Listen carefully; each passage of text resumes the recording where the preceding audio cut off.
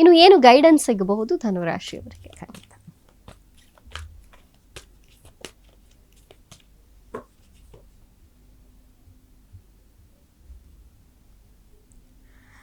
Meditation brings answers ಅಂತ. ಅಂದರೆ ನೀವು ಒಂದು ಮೆಡಿಟೇಷನ್ ಮಾಡೋದ್ರಿಂದ ಅಥವಾ ನೀವು ಒಂದು ಧ್ಯಾನವನ್ನು ಮಾಡೋದ್ರಿಂದ ನಿಮಗೆ ನಿಮ್ಮೊಳಗಿರುವಂಥ ಪ್ರಶ್ನೆಗಳೇನಿದೆ ಅದಕ್ಕೆ ಆನ್ಸರ್ ಸಿಗುತ್ತೆ. ನಿಮ್ಮೊಳಗಿರೋಂಥ ಡೌಟ್ಸ್ ಏನಿದೆ ಅವು ಕ್ಲಿಯರ್ ಆಗೋದಕ್ಕೆ ಅವಕಾಶ ಇರುತ್ತೆ ಅಂತ ಹೇಳಿ. Okay okay.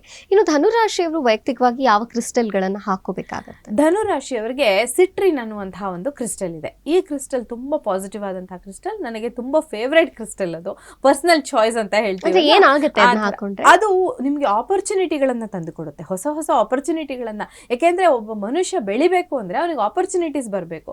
ಸೊ ಅಂತಹ ಆಪರ್ಚುನಿಟಿಗಳನ್ನು ತಂದುಕೊಡುತ್ತೆ. ಅದ್ರ ಜೊತೆಗೆ ಹಣಕಾಸಿನ ವಿಚಾರದಲ್ಲಿ ಕೂಡ ಇದು ಪಾಸಿಟಿವ್ ರಿಸಲ್ಟ್ನ ಕೊಡುವಂಥ ಒಂದು ಕ್ರಿಸ್ಟಲ್ಲು. ಯಾವುದೇ ವಿಚಾರದಲ್ಲಿ ಇರಬಹುದು, ರಿಲೇಷನ್ಶಿಪ್ ವಿಚಾರದಲ್ಲಿ ಇರಬಹುದು, ಯಾವುದಕ್ಕೆ ಆಗಲಿ ಈ ಸಿಟ್ರಿನ್ ಅನ್ನುವಂತಹ ಕ್ರಿಸ್ಟಲ್ ನಾನು ವೇರ್ ಮಾಡಿದ್ದೀನಿ, ಇಲ್ಲಿ ನೀವು ನೋಡ್ಬೋದು. ಈ ಕ್ರಿಸ್ಟಲ್ ನಿಮಗೆ ಧನುರಾಶಿಯವರಿಗೆ ಪಾಸಿಟಿವ್ ಆದಂಥ ರಿಸಲ್ಟ್ಸ್ನ ಕೊಡುವಂಥ ಕ್ರಿಸ್ಟಲ್ ಅಂತ ಹೇಳಿ.